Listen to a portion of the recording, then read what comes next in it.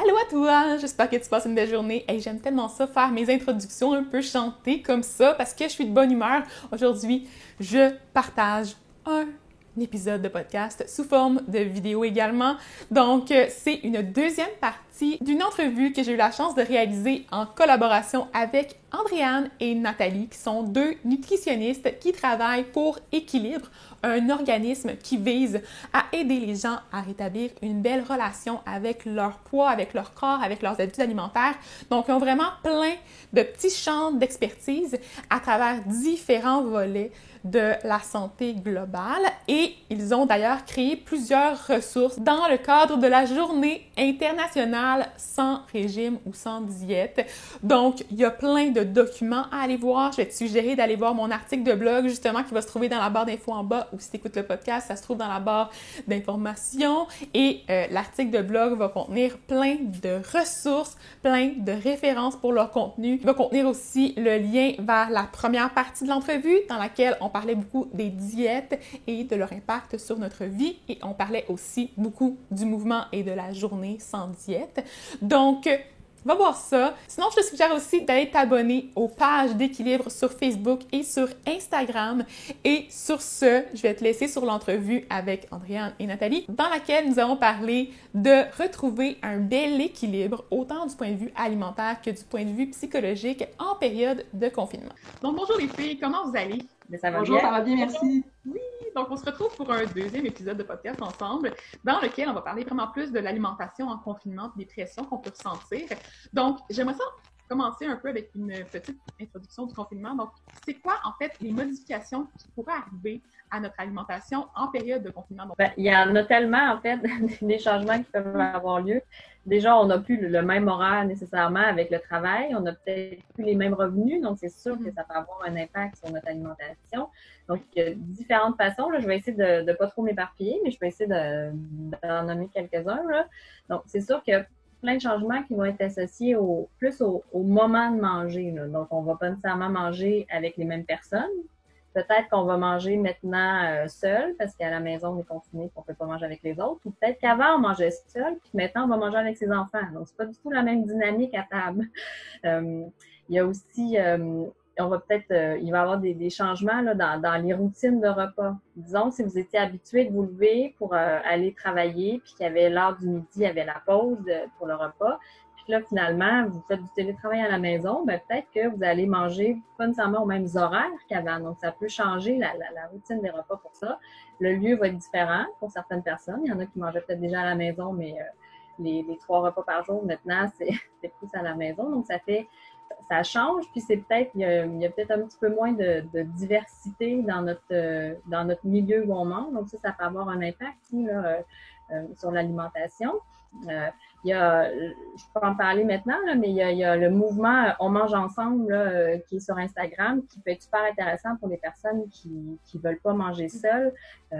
C'est une de nos collaboratrices qui a initié ça au Québec. Franchement, je pense que ça vaut la peine là, si on veut pas manger tout seul. C'est une nutritionniste à tous les midis qui s'assoit et qui mange avec vous. Fait que, franchement, ça vaut la peine d'essayer si vous voulez pas manger tout seul.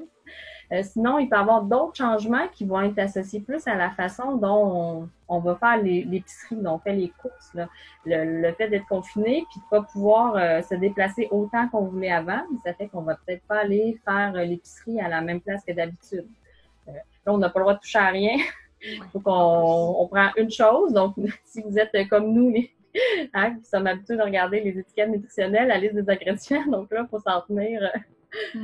C'est peut-être moins facile. Donc, on n'achète peut-être pas toujours les mêmes choses, puis on n'achète peut-être pas toujours tout ce qu'on voudrait, parce que les aliments sont pas tous disponibles. Hein. Tout le monde sait faire du pain, donc la levure, la farine, c'est pas toujours facile à trouver.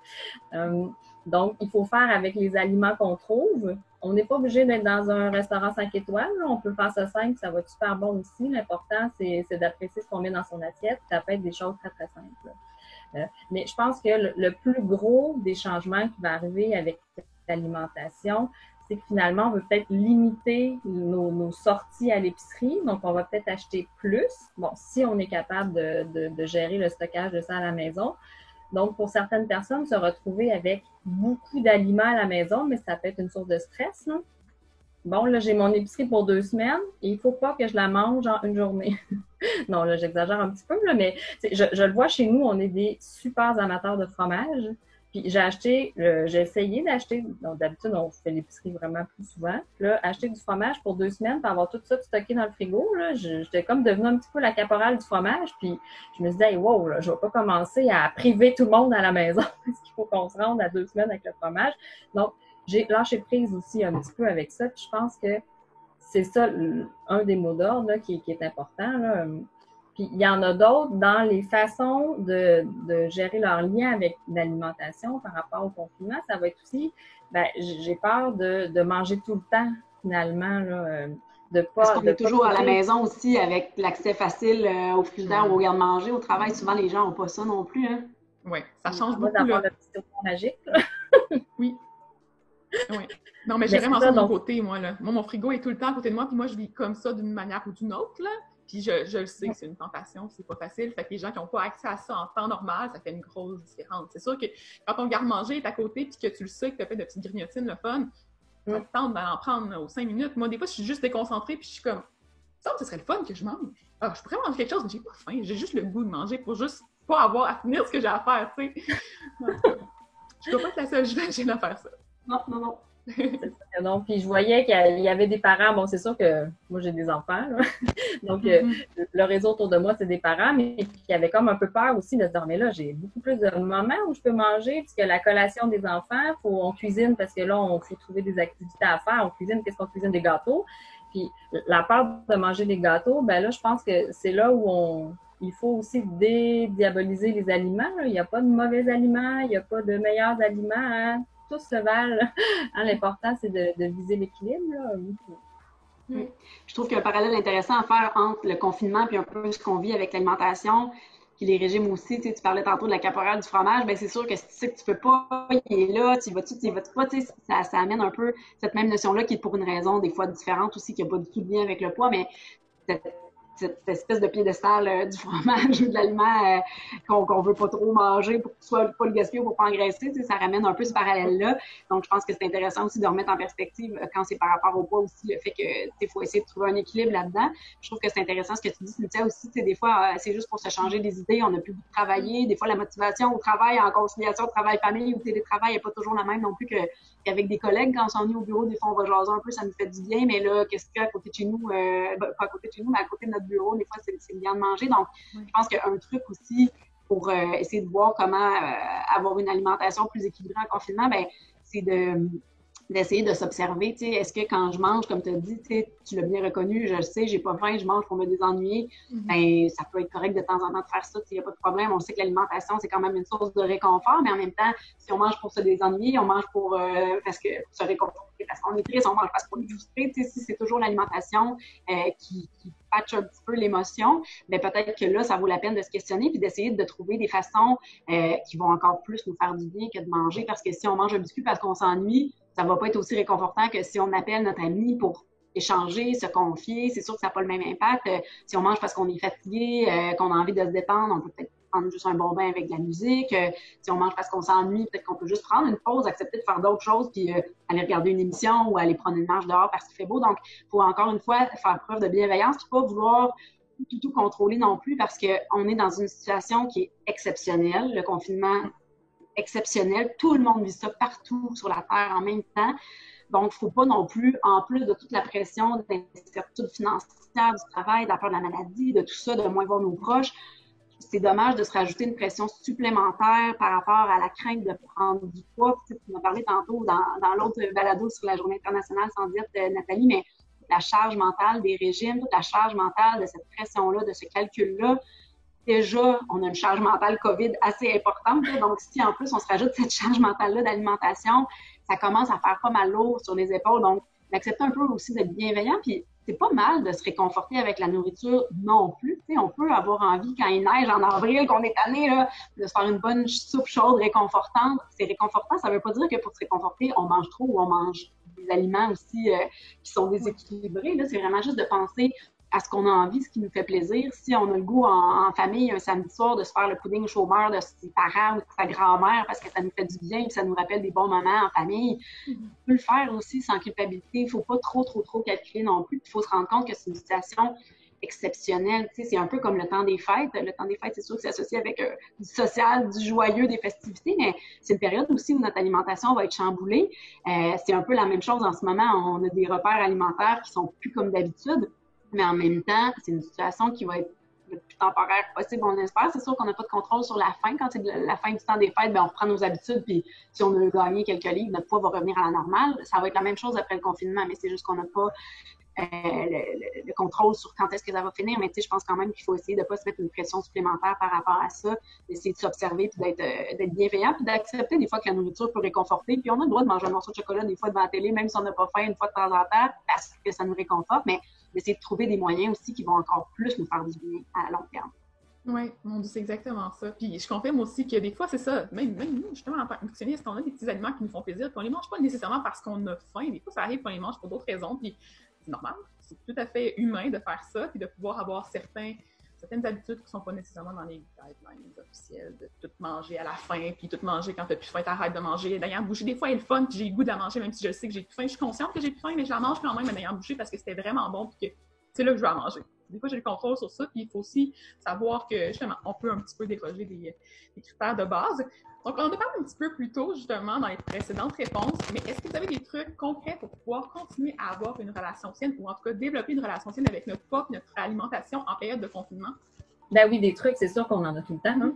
Bon, Andréane, elle en a parlé, là, déjà, elle a parlé de prendre le temps de s'observer.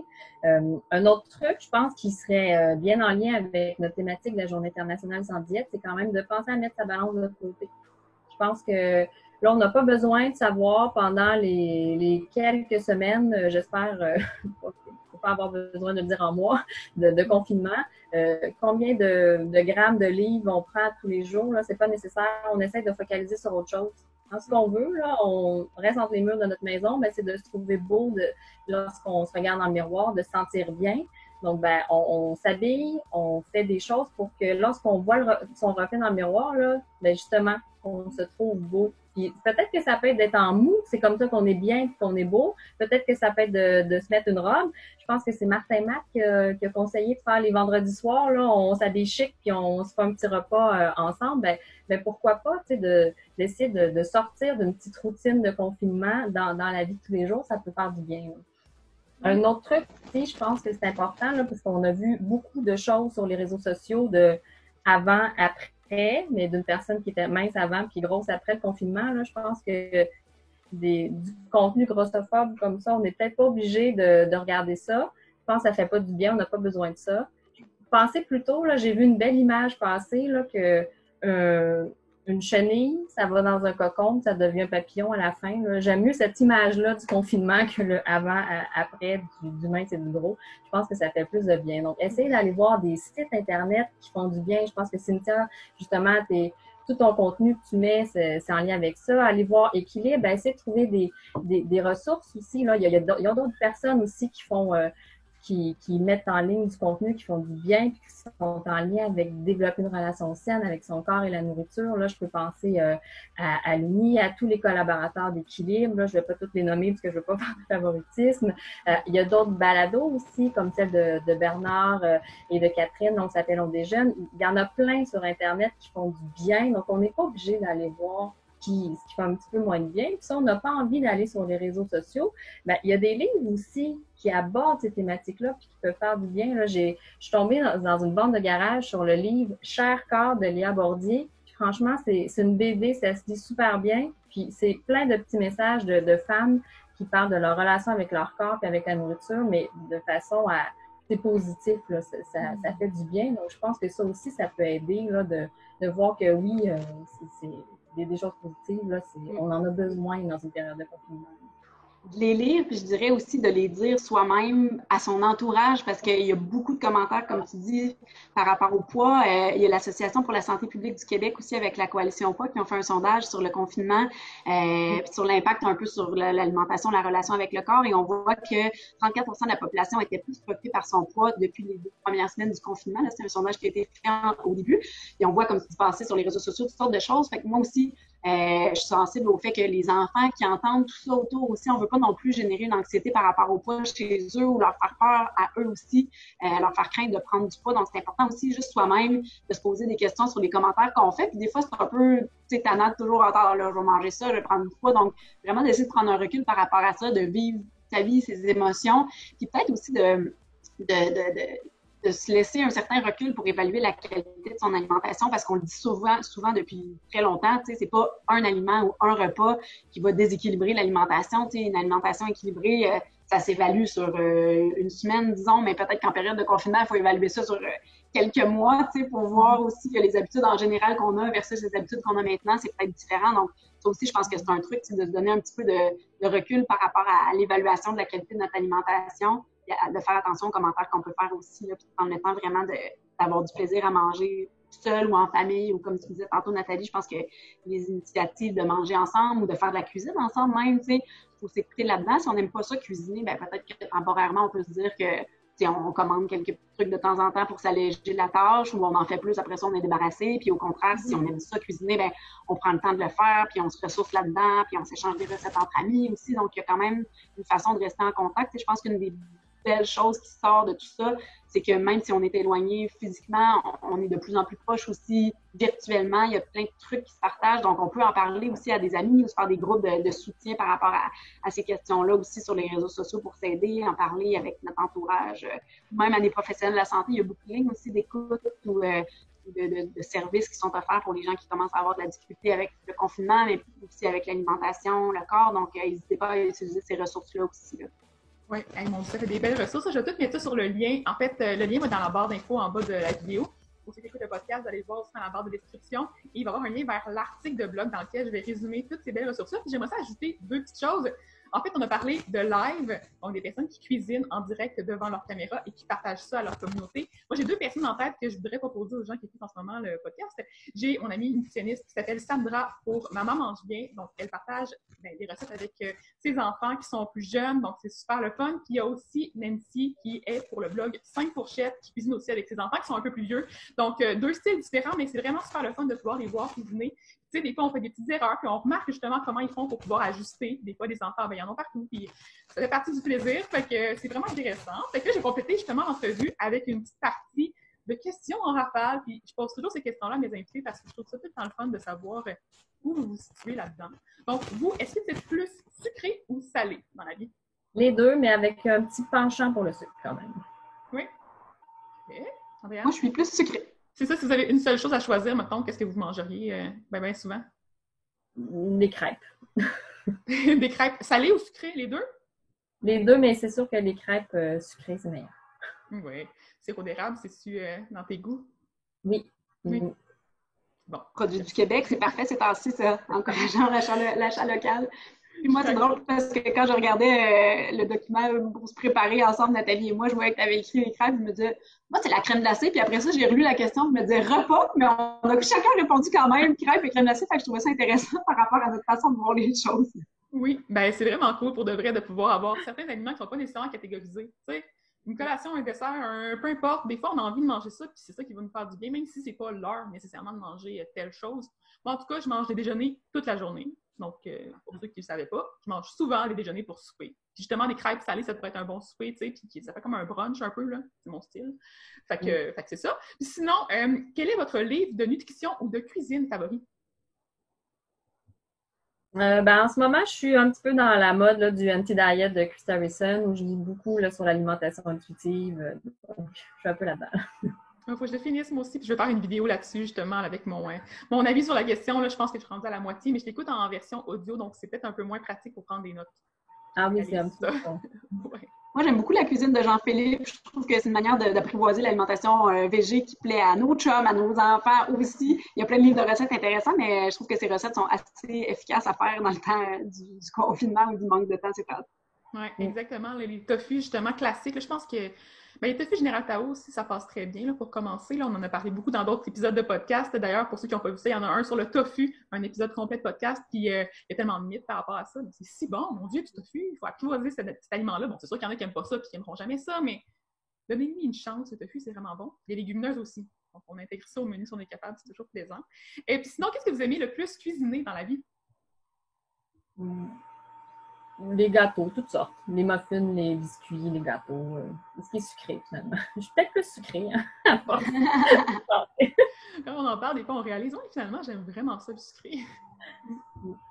Moi, ces temps-ci, j'aime beaucoup ça le matin, la fin de semaine avec ma fille. On se prépare toujours des gaufres maison ensemble qu'on fait. Fait que c'est un beau moment en famille ou en fait, pendant que des fois, mon chum dort, on s'alterne des matins comme ça de repos prolongé d'un bord ou de l'autre. Mais c'est toujours plaisant de faire ça avec des enfants aussi, pour faire découvrir le plaisir de cuisiner en famille.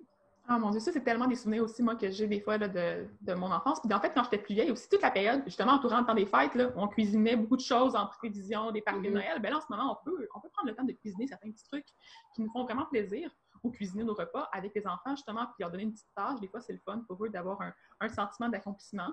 Puis pour le parent aussi, ça peut être le temps d'essayer, au moins comme certaines personnes ont plus l'occasion de le faire, comme ils travaillent à la maison, fait qu'il y a peut-être un peu plus de temps libre. Fait que c'est vraiment cool. Puis finalement, c'est quoi le mot qui représente le mieux votre relation avec votre alimentation? Ah, miam! J'aime ça manger. Moi, je dirais spontané. C'est un peu contradictoire avec le fait de planifier les repas, là, mais j'aime bien ça me demander qu'est-ce que j'ai le goût de manger maintenant, puis manger ça. Je suis comme ça aussi. Moi, je fais vraiment zéro planification. Je vois beaucoup de monde, justement, qui sont du genre à faire des listes d'épicerie. Tu sais, avec une famille, tu es peut-être obligé, j'avoue, là, probablement plus que moi, parce que moi, je cuisine pour moi et mon chum, c'est pas mal ça, fait que c'est pas trop compliqué. Mais j'avoue que moi, j'aime vraiment ça, avoir des aliments dans mon frigo, ce qui m'a pas coûté cher à l'épicerie. Je me casse pas la tête avec un menu, tout ça. Puis quand j'arrive pour manger pour le souper, je regarde mon frigo l'après-midi, puis je suis comme, OK, j'ai ça, c'est ça qui est dû à être mangé, puis ben, c'est ce que je vais mettre dans mon repas. Fait que je change les recettes, je les agrémente, puis j'ai modifié, puis j'utilise ma créativité aussi, qu'on développe après avoir pris le temps de se faire confiance aussi, puis avoir fait des essais-erreurs. Je pense que c'est vraiment ça en cuisine. Hey, fait que je suis vraiment contente d'avoir pu jaser avec vous, les filles. Ça a vraiment été super le fun. Donc là, pour les gens qui n'ont pas encore regardé, il y a un autre épisode de podcast dans lequel on parle vraiment plus de la journée, dans le fond, que vous avez, qui était le 6, en fait. Je sais pas, pouvez-vous en parler un peu plus par rapport à la journée, justement, un retour sur qu'est-ce que vous faites, puis un retour sur les différentes ressources qui sont disponibles sur votre site web? Alors, en fait, ce qu'on veut avec cette campagne-là, c'est vraiment d'amener les gens à réfléchir aux peurs qui les empêchent de laisser de côté les régimes, la balance et d'essayer de les surmonter. Donc, on a des visuels, une petite bande dessinée, un parcours où le cœur et le cerveau et la tête se promènent et rencontrent les peurs et essaient de les surmonter. On a un billet de blog, des balados. On aura même un Facebook Live aussi de dégustation de chocolat pour essayer de reprendre contact avec le plaisir de manger certains aliments, des fois qui nous font un petit peu plus peur aussi. La peur de trop manger, c'est une des peurs, ou la peur de prendre du poids. Donc, tout ça, c'est disponible sur le site web de l'organisme au équilibre.ca/réconciliation. Puis on a aussi beaucoup d'activités qui sont prévues sur les réseaux sociaux de l'organisme, le groupe Équilibre, donc sur Instagram et Facebook, dès le 4 mai. Ah, c'est vraiment Dans le fond, sur le site web, je peux peut-être juste rajouter qu'on a remis aussi les outils des Journées internationales sans diète des années précédentes. Puis je pense qu'avec tout ça, ça complète vraiment, là, si vous avez envie d'en apprendre plus pour développer une relation positive avec votre corps et la nourriture, là, il y a plein d'autres outils intéressants, dont l'outil Un repas plein de sens. Là, si vous avez envie de prendre le temps de manger avec vos 5 sens, là, on en a un petit peu plus de temps, là, donc ça peut être intéressant là, de regarder ces outils-là aussi. Oh wow! Hey, je l'ai pas vu celle-là, fait que je vais aller voir ça moi aussi de mon côté. Puis je mets tous les liens justement dans l'article de blog pour que les gens puissent aller regarder ça et parcourir les différentes ressources puis les mettre en pratique graduellement. Là. Comme on l'a dit, c'est vraiment peu à peu qu'on finit par y arriver. Fait que un gros merci à vous les filles, puis j'espère qu'on va pouvoir s'en reparler bientôt. Donc bonne journée! Merci beaucoup! Bonne journée! Au revoir! C'est tout pour la partie entrevue. J'espère que ça a répondu à tes questions, que ça t'a rassuré également. Je crois que ces différents trucs-là vont vraiment faire une différence dans ta vie. Donc, la balance, là, on la met de côté à l'instant après avoir fermé la vidéo. N'oublie pas non plus d'aller voir le premier épisode de podcast dans le cadre duquel nous avons abordé plein d'autres sujets par rapport à l'apparence corporelle et à l'acceptation de soi. Et va suivre les différentes plateformes d'équilibre sur Facebook, sur Instagram et tu peux aussi aller voir leur site web pour télécharger les différentes ressources. Je te suggère aussi de mettre un petit pouce en l'air à la vidéo si tu aimes le format de podcast en version vidéo comme ça. Je trouve ça vraiment le fun parce que ça nous permet de voir également les personnes à qui je m'adresse. Donc, on peut vraiment plus facilement comprendre l'information avec les visages, avec les expressions, avec les intonations. Ça fait une expérience sensorielle vraiment différente. Moi, j'adore ça. Donc, dis-moi si c'est ton cas. Mets un pouce en l'air à la vidéo si oui. Tu peux également laisser un commentaire en bas pour me partager tes impressions par rapport à l'épisode et aussi pour me donner des idées de sujets pour les prochaines entrevues et aussi de personnes à inviter. Donc, là-dessus, abonne-toi à ma chaîne pour en voir plus et prends soin de toi. Bye!